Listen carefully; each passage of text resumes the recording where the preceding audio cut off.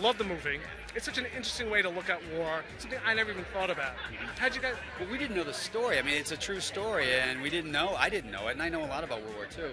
And I thought, well, this is a fun way to do it, which is to sort of, realizing that this guy was trying to steal, not just kill everybody, he was also trying to steal all their culture from them, and in doing so, stealing all the art and in Europe. I thought it was a really fascinating story of how we tried to stop that from happening.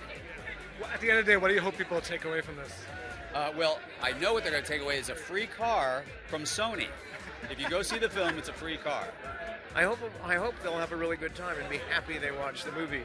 And I think they'll really be interested to know a component of the war that they had no idea was going on. I knew there was art being stolen. I mean, I knew Jewish collectors and also a lot of people had their art taken.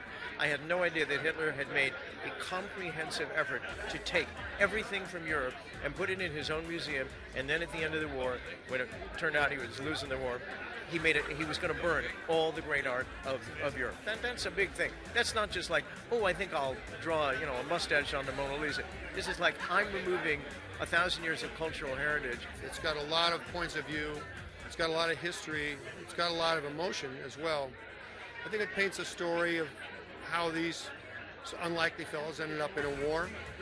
And I think it suggests that when these kinds of war things ever happen, we have to respect the culture of all the people involved and make sure that their culture is preserved, not just their lives.